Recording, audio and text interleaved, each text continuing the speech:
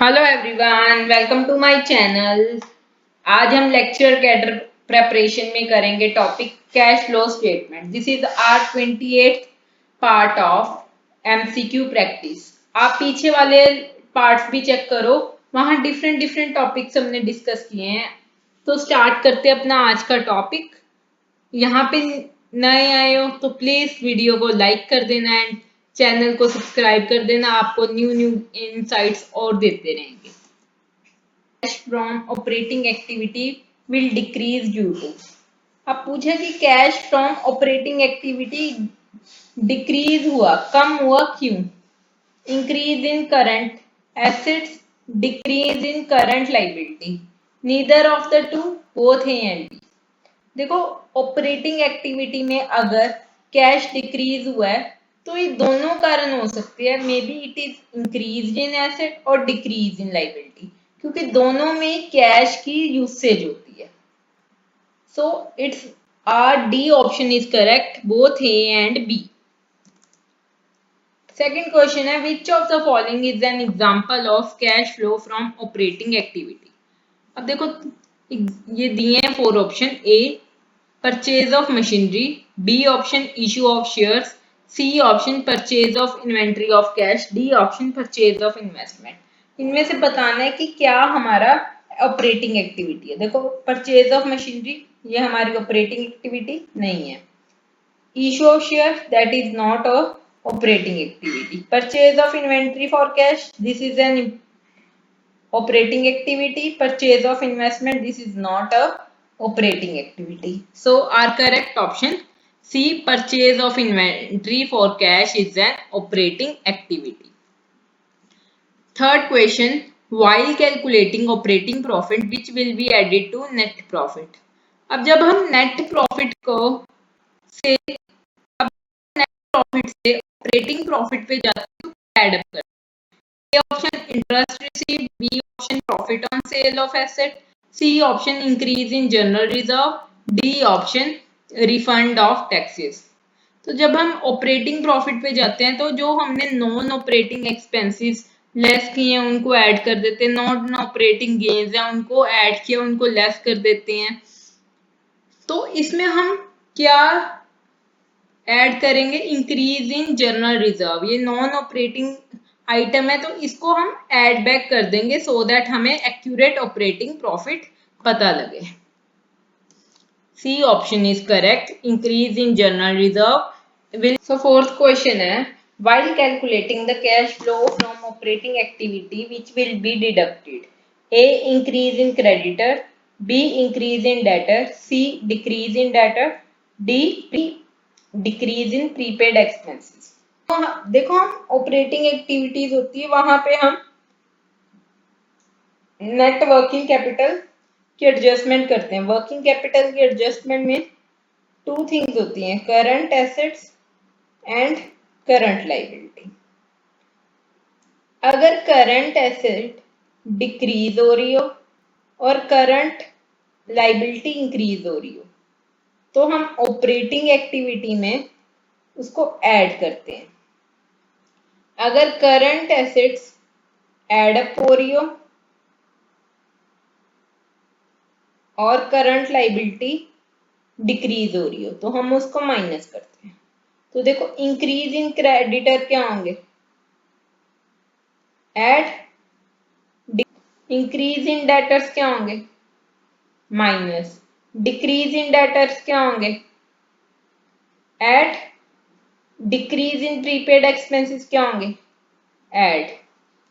तो अब देखो, अब उन्होंने पूछा था डिडक्ट क्या हो रहा है? डिडक्ट हो रहा है increase in debtors. So our correct option is B, increase in debtor will be deducted from the operating activities. Fifth question है, while calculating cash flow from the operating activities which will be added. अब बताना है कि add up क्या होगा। Increase in stock क्या होना चाहिए? लेस होना चाहिए। Increase in creditors add. Decrease in bills payable less. Increase in debtors less.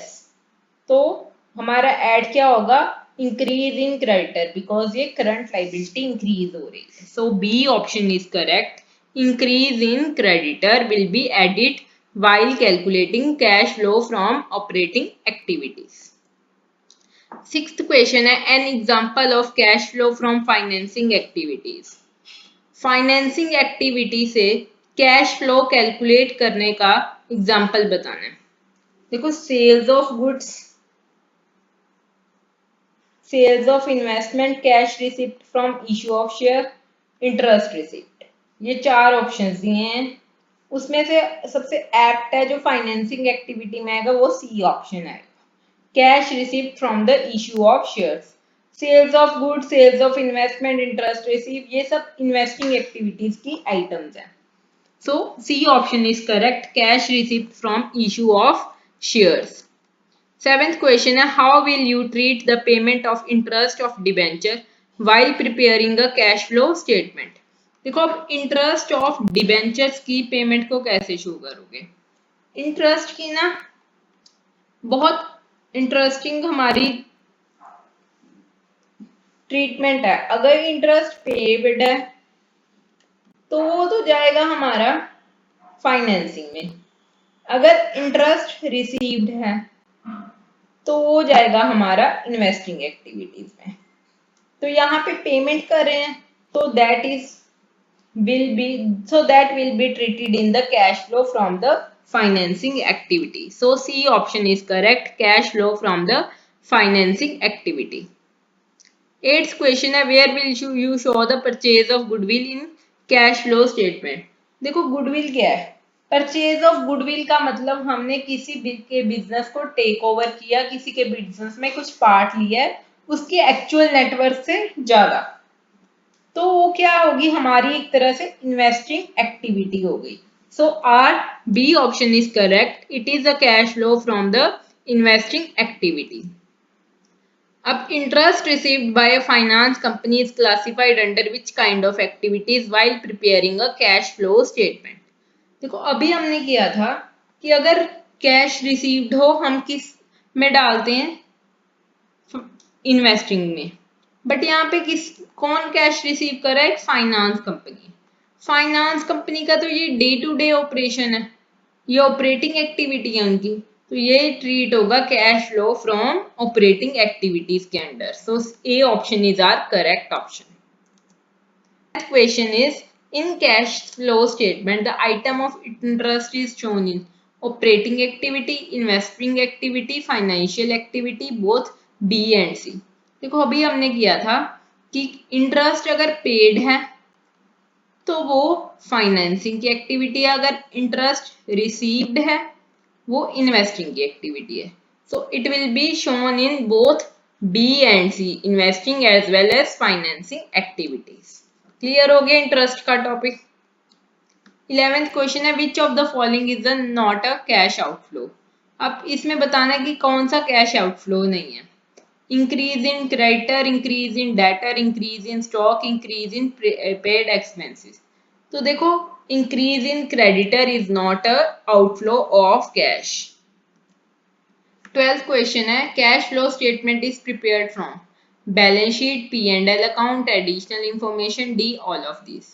तो जब देखो तुम भी सम करते होगे कैश फ्लो स्टेटमेंट के, वहां पे balance sheet, P&L and additional information सब यूज करते हैं हम, तो इसका सही आंसर है D all of these. 13th question है claim received from insurance company are treated as A cash flow from operating activities, B cash flow from investing activities, C cash flow from financing activities, D none of these. तो इसका correct option है cash flow from the operating activities. देखो अब operating activities और investing activity दोनों आ सकता है इसमें, पर केस है इसका आने का. अब ऊपर क्लेम रिसीव्ड बताया नहीं कि किसके लिए किया. अगर कोई इन्वेंट्रीज पे हमने डैमेज पे लिया होगा क्लेम तो वो ऑपरेटिंग एक्टिविटी में आएगा. अगर कोई फिक्स्ड एसेट हो तो उस पे हमने क्लेम लिया हो तो किस में आएगा, इन्वेस्टिंग एक्टिविटी में. क्लियर है. 14th क्वेश्चन है इन the cash flow statement If the company invests more in fixed asset and short term financial investment, it would result to, देखो अगर कह रहे कैश फ्लो स्टेटमेंट में कंपनी फिक्स्ड एसेट और short term financial investment ज्यादा करती है तो वो क्या होगा, हमारा कैश डिक्रीज हो जाएगा. So our A option is correct. 15th question है which of the following are regarded as a financial activities in cash flow. अब हमें बताना है कि कौन सी एक्टिविटीज फाइनेंशियल एक्टिविटी है. The interest that is paid, the issue of preference share, the redemption of preference share, all of these. देखो first हमारी फाइनेंशियल एक्टिविटी है, सेकंड हमारी फाइनेंशियल एक्टिविटी है, थर्ड हमारी फाइनेंशियल एक्टिविटी है. So all of the above is the correct answer. 16th question, an activity that falls under the operating activity in the cash flow statement is. अब बताना कि कौन सी operating activity है. Sales of fixed asset ये operating activity है? No. The interest that is paid on the term deposit by a bank, देखो term deposit है तो ये रेकरिंग हमारा हो गई, प्रॉफिट हो गया, तो ये हमारा ऑपरेटिंग एक्टिविटीज में आएगा. परचेज ऑफ ऑन डिबेंचर ये ऑपरेटिंग एक्टिविटी में नहीं आएगा. सीविंग ऑफ इक्विटी शेयर कैपिटल ये भी नहीं आएगा. So our B option is correct. The interest that is paid on the term deposit by the bank. 17th question है the cash flow statement will define the cash flow concerning which of the following. Cash flow किससे concern रखते हैं? The operating and non-operating flows, the outflow and inflow, the investing and non-operating flows, and the investing, operating and financing activities. तो हमारा cash flow की statement concern करती है investing, operating and financing activity से. So D option is correct. The investing, operating and financing activities. 18th question है the issue of share in consideration of purchase of plant and machinery result into inflow of cash, outflow of cash, neither inflow nor outflow, none of these. तो देखो issue किए share ये हमारी financing की activity है, but किसकी consideration में किए? प्लांट एंड मशीनरी की कंसिडरेशन में. तो यहाँ पे कोई भी कैश की इन्वॉल्वमेंट नहीं है. तो अब इस टाइप की हमारी जो एक्टिविटी है वो ना इसमें इनफ्लो हो रहा है ना आउटफ्लो हो रहा है. So our C option is correct, neither inflow nor outflow.